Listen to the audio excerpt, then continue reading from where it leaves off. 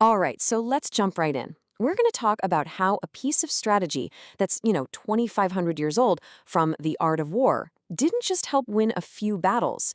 It actually built one of the most powerful empires in history. And it all came down to a leader who figured out that momentum, well, that's way more powerful than perfection. And that brings us to this central puzzle of this whole story.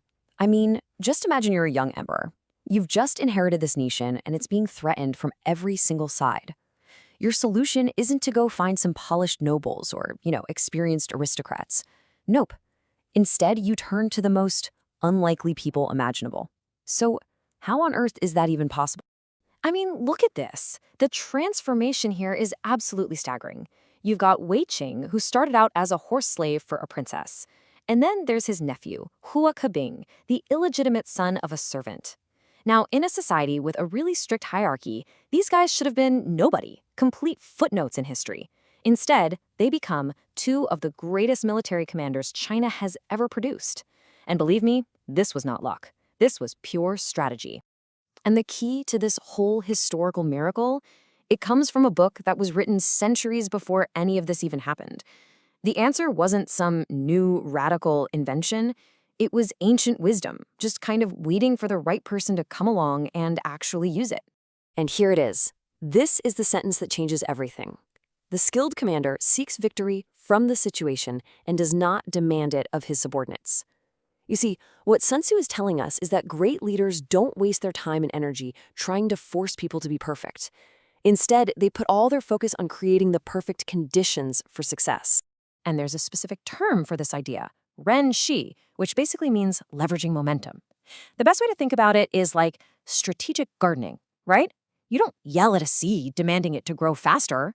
No, you create the right situation. You give it good soil, the right amount of water, plenty of sunlight. You shape the environment, and the growth just happens on its own. That's Ren Shi. So you might be asking, how does this actually work in the real world? Well, Sun Tzu doesn't just give us the theory. He breaks this really powerful concept down into 3 clear, actionable steps. So how do you do it? First, and this is the most important part, you focus on creating the perfect situation. That comes before anything else. Then you go out and find the right people, and you're not choosing them based on their resume, but on what they could be. And finally, you get out of their way. You give them the power and the freedom to succeed inside that situation you've so carefully built. And to really drive this point home, Sun Tzu uses this brilliant analogy of logs and stones. Think about it. A square log, even a heavy one, on a steep hill, it's not going anywhere. But a round stone, even a small one, it'll roll down that same hill with incredible force. And here's the kicker. The material, the wood or the stone, is way less important than its shape and the slope it's on. The situation is what creates the result. Okay, so let's move from the theory to the practice. Because Emperor Wu of the Han Dynasty wasn't just someone who read this stuff. He was an absolute master practitioner of Ren Shi. When he was just a prince, he was trying to figure out how to solve these massive problems the empire was facing, like these constant invasions from the Xiongnu nomads up north. He goes to his teacher and asks for the solution. And the answer he gets isn't build bigger walls or raise more taxes. It's just 2 words. Get people. Simple as that. Get the right people. And boy, did he ever get people. This is step 2, selecting diverse talent in the flesh. He takes a horse slave, Wei Qing, and makes him Grand Marshal. He puts a 17-year-old kid, Hua Kebing, in command of an entire army. He even recruits from his enemies, turning a captured prince, Jin Midi, and a surrendered king, Zhao Xin, into loyal, high-ranking officials. I mean, this was completely radical for his time, unheard of. This was basically his motto, and he put it right there in his national recruitment announcements for everyone to see. He wasn't looking for people who fit the mold. He was actively searching for people who could break it. He understood that to do something that nobody had ever done before, he needed people that nobody else would have ever chosen. But this is where he connects everything back to Sun Tzu. Finding these round stones, these incredible talents, that was only half the job. His real genius was in building that steep, clear slope, the system that would let their potential energy turn into unstoppable kinetic energy. So, how did he do it? This is step 3 in action, empower and unleash. His recruitment wasn't some shady backroom deal.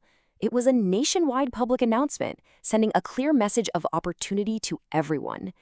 He'd give massive amounts of authority to these young, unproven leaders. And I absolutely love this last point. He saw unruly, difficult talent not as a problem he needed to fix, but as a powerful force he needed to harness. He didn't think, how do I break this wild horse? He thought, how do I learn to ride it? And what he built was this incredible talent phalanx. See, it wasn't just about finding warriors. He put together this incredibly diverse team to handle every single part of running an empire. He had brilliant scholars like Gong Sunhong for strategy, principled officials like Shi Jian to make sure things were done right, and even frank advisors like Jian, whose entire job was to tell the emperor the hard truths he didn't want to hear. This wasn't just a team. It was a perfectly balanced, unstoppable system. So what happened? What was the result when all these perfectly chosen round stones were placed on the slope that Emperor Wu had so carefully constructed? Well, the results were nothing short of world-changing. With this unconventional team at the helm, the Han Empire just exploded in size and influence. They finally pushed back that Xiongnu threat that had been a thorn in China's side for generations. They expanded the empire's borders in every single direction and secured the trade routes that would one day become the famous Silk Road. We're not just talking about a successful reign here. This was a true golden age. History remembers it as the Han Wu Sheng Shi, the prosperous age of Emperor Wu. It became the gold standard, the benchmark for power, stability, and culture that future dynasties would try to live up to for centuries to come. So the big takeaway from all this is absolutely timeless. It's a fundamental shift in how you think about leadership. Stop searching for flawless employees or the perfect partner or ideal team members. They don't exist. Instead, focus on creating an environment, a situation, a slope where motivated, talented people can just naturally gain momentum and achieve incredible things. And that really leaves us with one final question to think about in our own lives. Take a look at your own goals, your team, your company. What's the round stone in your world? Full of potential, but just sitting still right now. And maybe more importantly, what's the slope, the opportunity, the system, the culture that you need to build to finally get it rolling?